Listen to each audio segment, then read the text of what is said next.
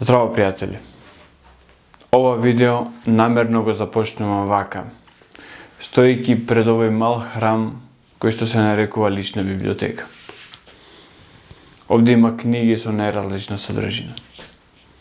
Во време во кое што живееме, каде што интернетот е главната ѕверка, јас сепак мислам дека книгите се тие кои што содржат најмногу знаење и од каде што најмногу можеме да исцрпиме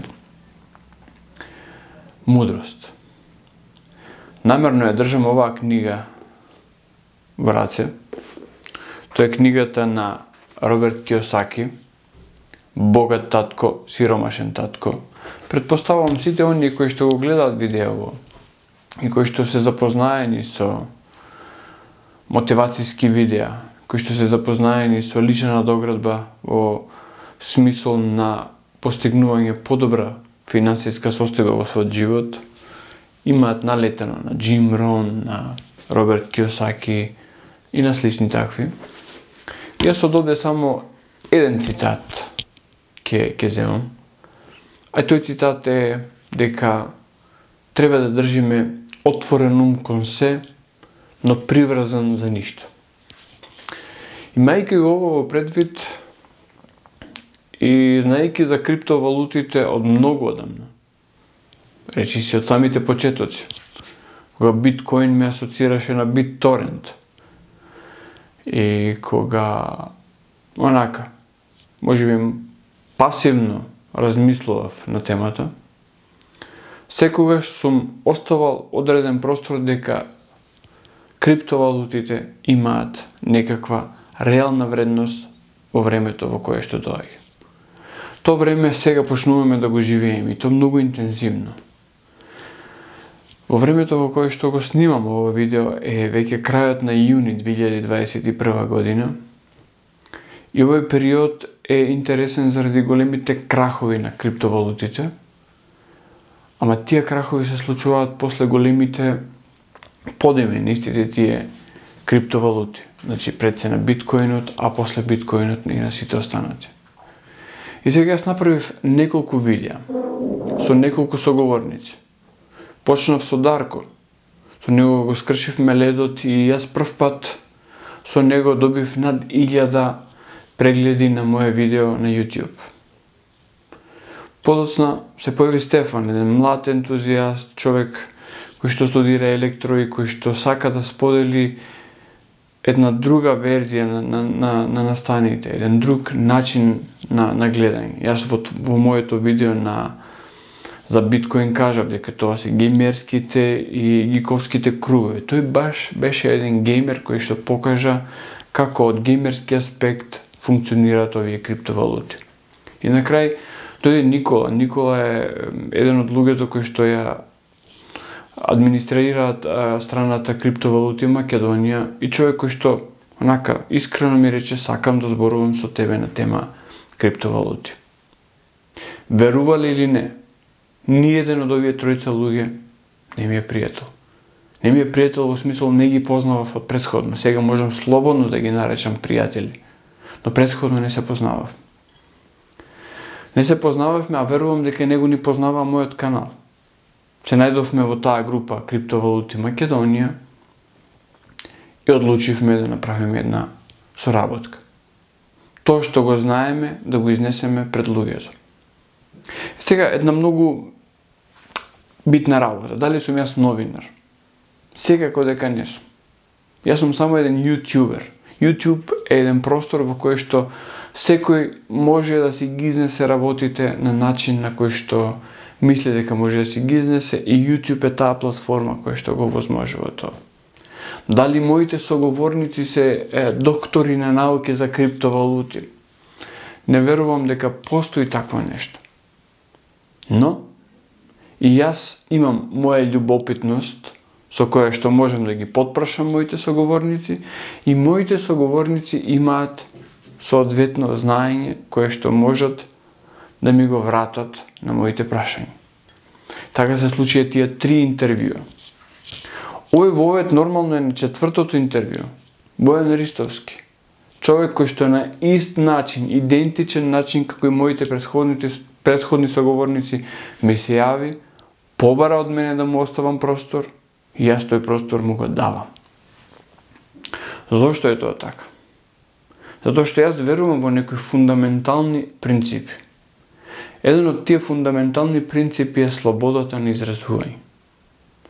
Јас можам да не се согласам со некого за нешто. Но, сум еден од оние кои што фундаменталистички веруваат во правото на слободата на изразување. Така што секој кој што сака да го користи просторот на мојот канал, да се изрази, да каже нешто.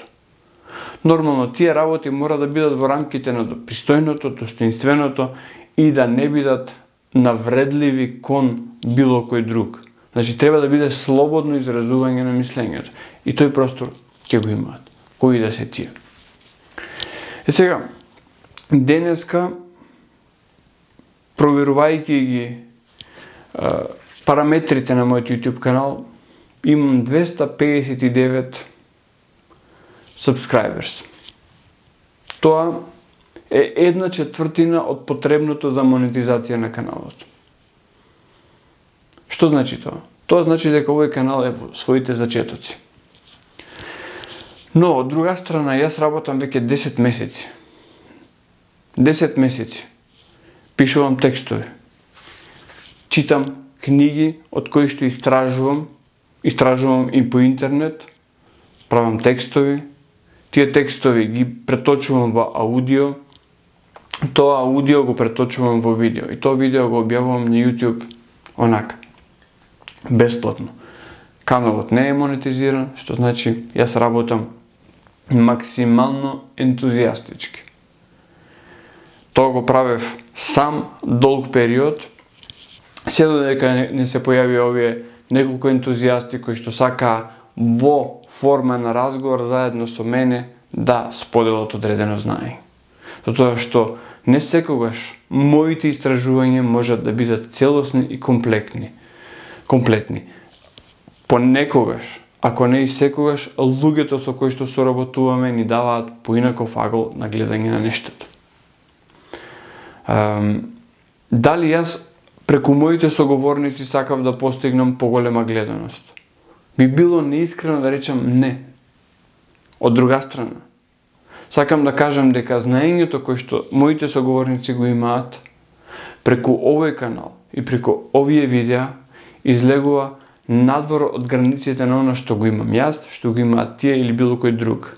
Видеото пуштено еднаш во етер си наоѓа свој пат, независено од тоа што сме ние, јас или тие.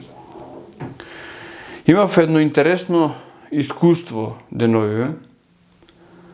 На една личност имав понудено интервју.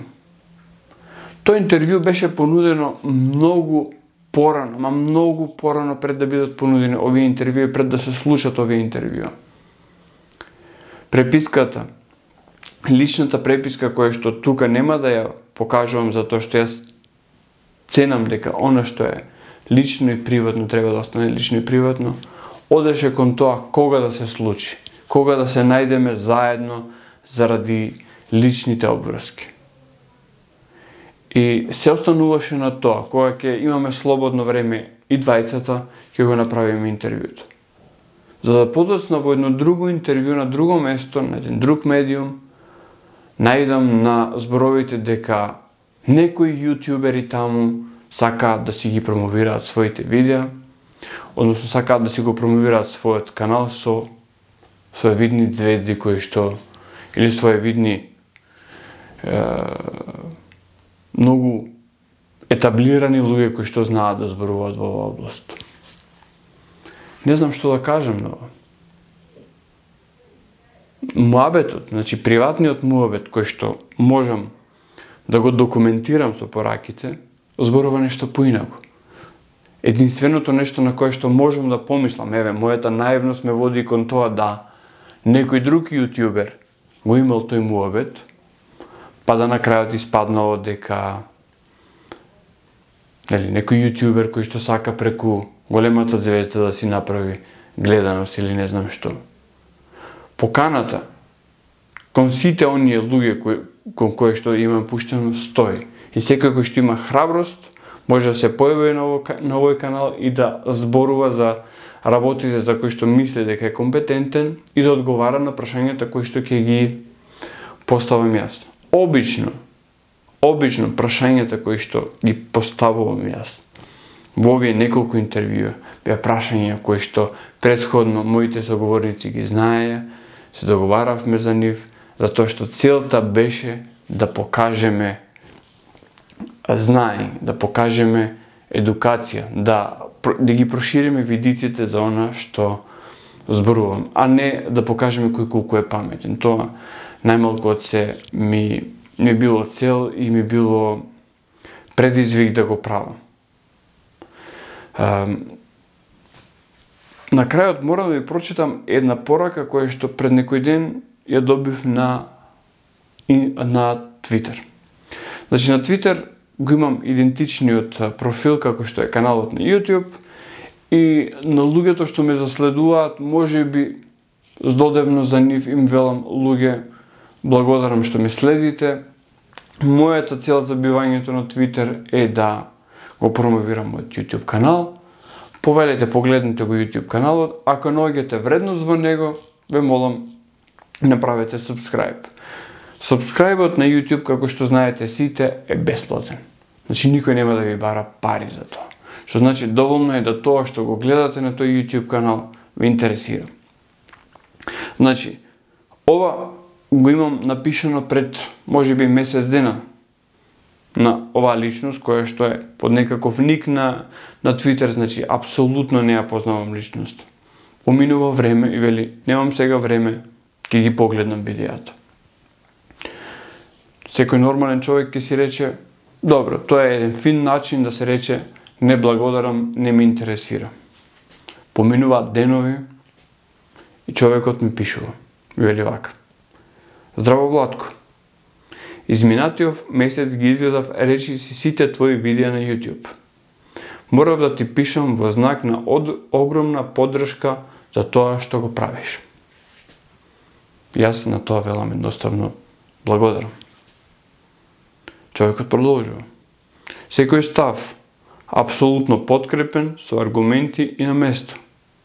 Браво уште еднаш и продолжи така. Поздрав.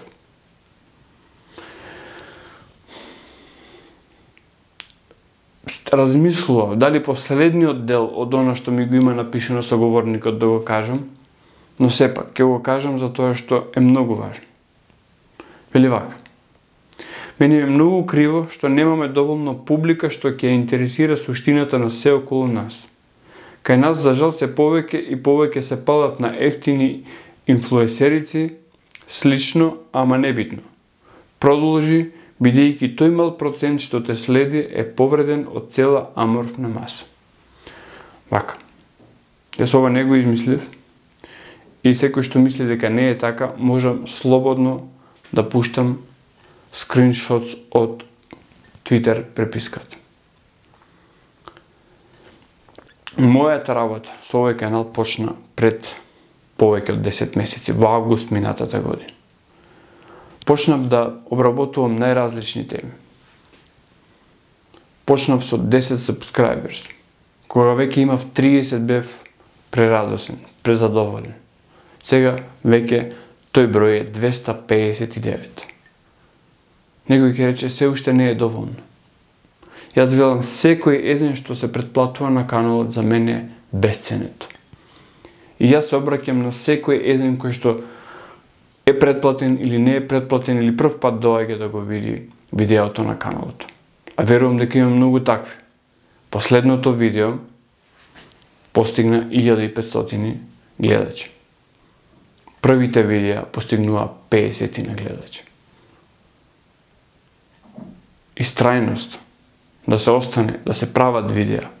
А верувајте ми дека правењето видеа понекогаш знае да биде многу исцрпувачко. Например, цела недела истражување и на крајот цел еден ден од сабајле до вечер. Снимање, уредување, едитирање и на крајот публикување. Многу пати ми се случуваше да бидам толку ентузијаст да го публикувам дури вечерта во 11 саат. И нормално луѓето одат на спиење, јас сум го публикувал видеото и очекувам гледаност. Гледаноста не доаѓа. недела дена после тоа, наредно видео, повторен ентузијазам. Да се вратам на видеото и на интервјуто со Бојан Ристовски. Имавме редица проблеми. Звукот не е баш наидеален. Размислував што да правам со видеото. Човеков ми се јави и ми рече сакам да зборувам за тоа што мислам дека го знам. Нема да бидам човекот на моите принципи ако не го објавам видеото. Зборуваме нешто за биткоин, нешто за етериум, нешто за начини на копање на криптовалути, нешто за шиба ину, за многу работи. Може би не кажуваме во суштина ништо, но јас би рекол вака. Си најдов пријател со кој што можеме да си поправиме муабет на зададената тема, па кој ќе ни се приклучи на дискусијата, ќе ни се приклучи. Кој нема да ни се приклучи, живи здрави. Тоа е мојата порака за ова видео. Не сакам да покажам прст кон никого, но за работите кои што ги кажав сега и кажав за тоа што беше покажан прст кон мене за една друга работа која што сега не ја спомнувам, и за тоа покажување на прст почувствував причина да се изјаснам. Да кажам дека моето правење на видеа ќе продолжи без разлика кој ќе застане на патот на тоа. Досега ми се нема случајно никој да ми застане на патот, затоа што секогаш кога зборувам искрено, го подкрепувам тоа со факти, со аргументи и со искреност. Тоа е најважно. Така што сега ќе ви кажам, уживајте во она што Бојан има да ви го каже. Бојан има ентузијазам, Бојан има искреност и има лош звук. Затоа ќе му простите, наредниот пат кога ќе се видиме со него, ќе гледам звукот да биде подобар. Уживајте. Како што најавив, денеска во ова видео ќе имаме интервју со Бојан Ристовски. Значи, успешно ја продолжуваме традицијата на вакви интервјуи. Денеска мислам дека ќе имаме некои стари прашања, некои нови прашања. За старите мислам дека ќе фрлиме и нова светлина. Значи, секој човек што размислува со своји идеи има и ново нешто да додаде на веќе познатите работи. Добре дојде, Бојан. Здраво, Владко, и било ми е што сум твој нареден гостин во твоја онлайн емисија, што многу ми се допаѓа. Имаме заедно сите емисии со сите гости претходно и баш ради тоа највеќе ме заинтригира да ти пишам онака и да оствариме контакт, па да споделиме некои ствари што може би не сите луѓе ги знаат, малце да ги доближиме работиве на обичните луѓе. Што сака да кажеме што не се навлезени доволно во сферава. Така, значи како што и разговаравме веќе претходно приватно, значи целта на овие видеа е да направиме проширување на информациите што се поврзани со криптокултурата, со криптовалутите, со целиот овој свет и дека во овие видеа се задржуваме на тоа. Информација е а за се останато луѓето се истражуваат приватно, така? Да, апсолутно. Значи ова е сосема нова тематика, нова сфера во општеството што се случува и најдобар начин значи да се едуцирате, мислам дека вие самите што сакате да дознаете сами повеќе за кој проект, за што се случува, како се работи, на кој начин функционира, значи све има на нет. И тоа е само ви треба добар прелистувач и да знаете што барате. Добро, интернетот испаѓа како едно огромно море во кое што бараме посебен тип на риба, а тој посебен тип на риба го има насреде милион други риби, така што треба да имаме посебен алат за риболов. Да, един посебна ламка. Така. Добро, Бојан, пред да почнеме било што да разговараме, јас сакам за мене и за моите гости да ни кажеш кои се твоите почетоци и искуства во криптосветот. Вака, значи јас сум Бојан Ристовски, имам 28 години, работам како логистичар во една фирма што се бави со производство на амбалажа, значи картон за амбалажа. хартија, за лажа, Да. Нешто случува. И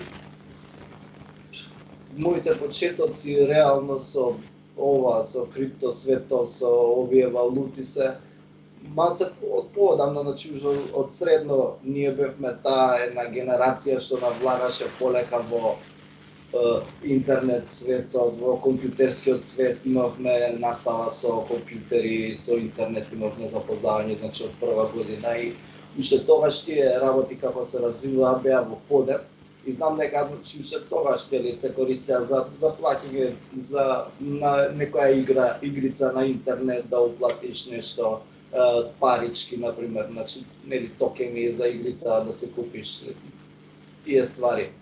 Имало, значи од тогаш така некако навлезе најпрви на шалатно нели на таков начин дека никој не го користи, па што е ова, значи некој нова технологија, се додека не се створи еден таков бум да почне да цената нели да расне, да се развива таа инфраструктура и да појавува се поголем интерес и желба за следење и за некој начин учество во неа, така.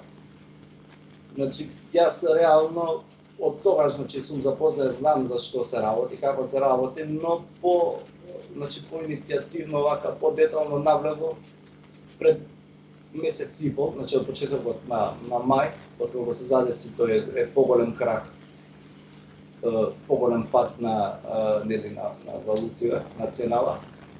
И тука го осетив као тој момент дека е добар, нели, подобро е да влезеш кога се мали цените, значи да уложиш нешто, па да чекаш значи на потенцијален скок, него да вложуваш кога нели се цените доста високи. И тоа така се одлучив на тој начин некако да влезам малце повеќе во овој свет. И мислам дека овој период е беше таква некоја што знам, како да сме во почетокот на некоја нова ера, на некој ново општество, некој ново создавање на работите што набрзо, многу побрзо ќе еволуира тоа во светот и во општеството и ќе има преголема примена. Пред се Етериумот, но исто така и биткоинот секако не сме да се знае. Така е, сега го спомна крахот, мајскиот крах, кој што јас мислам дека уште не е завршен, особено не денеска и вчера. Сега да спомнеме дека снимаме на 22 јуни 2021 година, значи 21 и 22 јуни. Дали пред да почнеме да разговараме за било што друго, дали може првин да објасниме што се случи вчера и денес на пазарот? Вчера и денес на пазарот се случува да Кина ги повлекува сите своји мајнери. Значи Кина забранува копање на биткоин поради големото цикање на енергија. Тоа сите го знаеме, дали се е поради економски причини, дали е поради политички причини или ништо друго. Останува само да нагаѓаме дали ќе сакаат своја платформа, они сами да се направат, да се оградат од целиот тој свет или не знам што се случува. Тоа само значи можеме да нагаѓаме, најдобро си да знаат, но тоа се случи огромен пат, значи повторно на цените, што некои па ова го чекаат и мислат дека добро време за вложување, така да доста и луѓе вложуваат и купуваат на ефтини цени. Со тоа што тој крак има и позитивни, што се вика, и негативни страни. Од една страна да холдерите, тие што држат големи цифри, им се смалила нели вредноста, тие се моментално во загуба, нели, но тие што имаат спремно, например, тие кеш за да купат сега одма. Сега е момент. Да, тие значи очекуваат потенцијална добивка во иднина, нели. И тоа е тоа. Значи, Со други зборови, новогодишни попусти. Да, баш па се дешаваат на средина на година. Тоа некако малце чудно што има некои аналитики што вика дека биткоин пак иде и над 100.000 до крајот на годинава, а како би се случило тоа ако имаме волкан крак, например, сега на средина на годината, значи ништо не може да се знае во крипто светот. Тоа за мене не знам како носат две острици моментално, но јас мислам дека јас сум таков човек, сум ризикувал доста во животот некоја се исплатило, некојаш не, но мислам дека за ова реално има потенцијал за развивање, има иднина во системот, во целата замисла и дека вреди да се инвестира. Океј. Кажи ми сега да почнеме со биткоин, пошто тоа е генезата на криптовалутите. Биткоин појава, развој и каде е биткоин денес?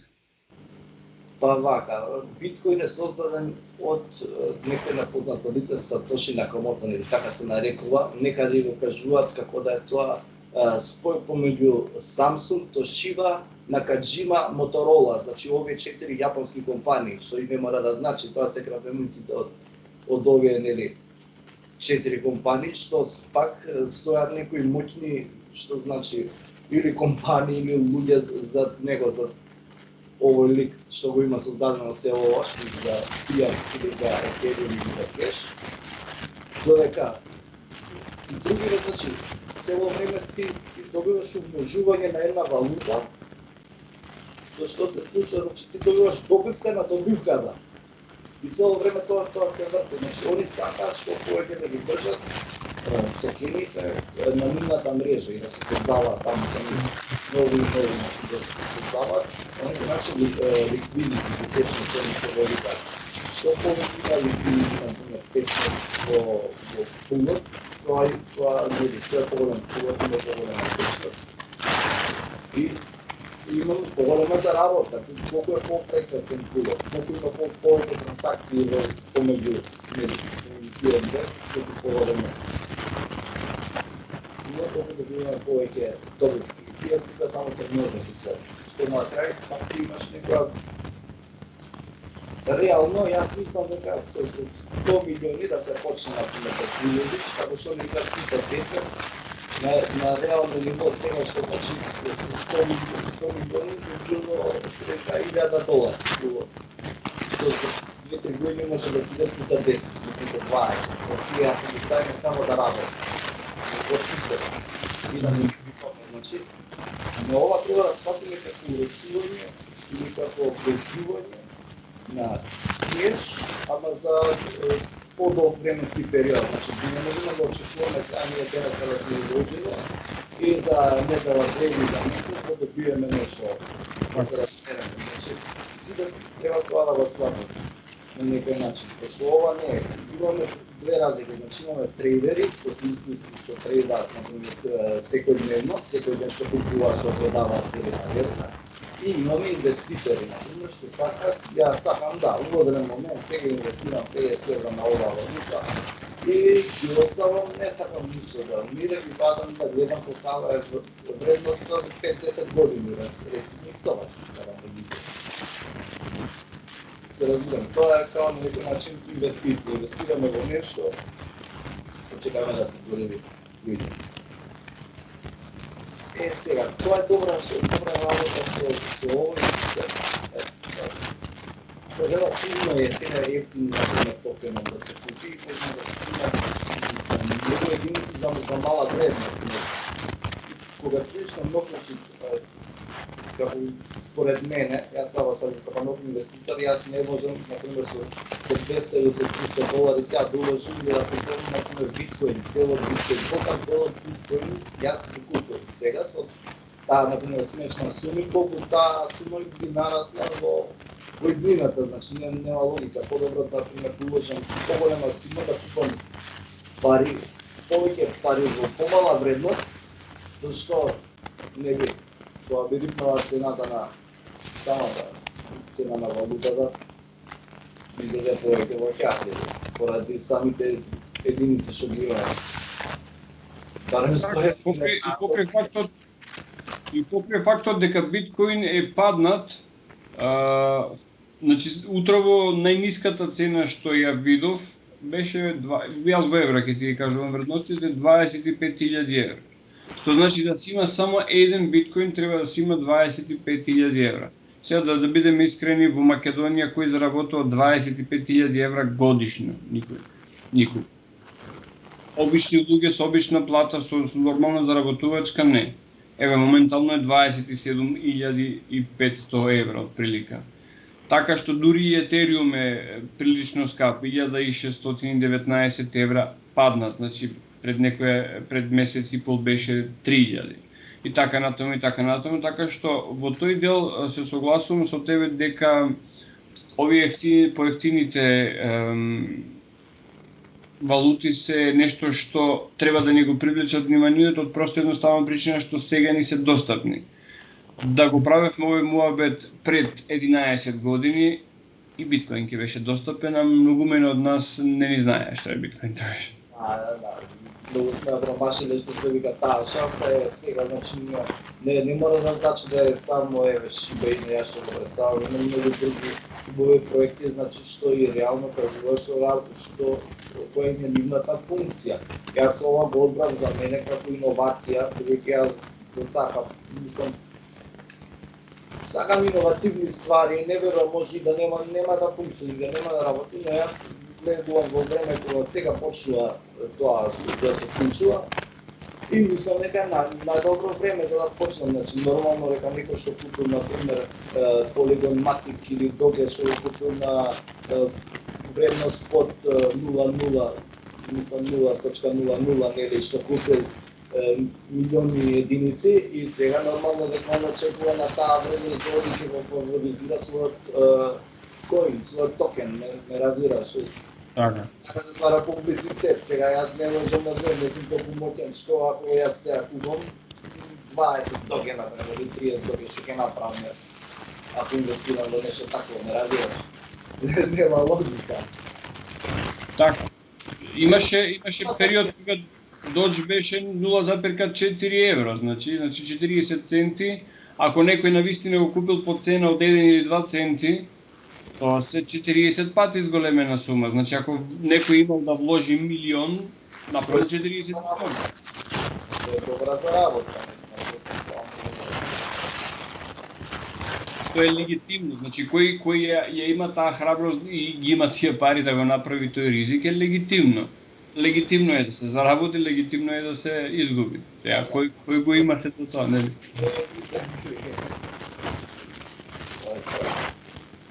Така, Бојан, значи мило ми е што го имавме ова интервју.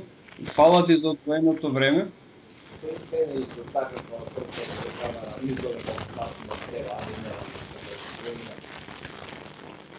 Надам, може да направи некој Апсолутно. кај сме, што се случува, дали сме во добивка, дали сме изгубиле све, дали сме попадели.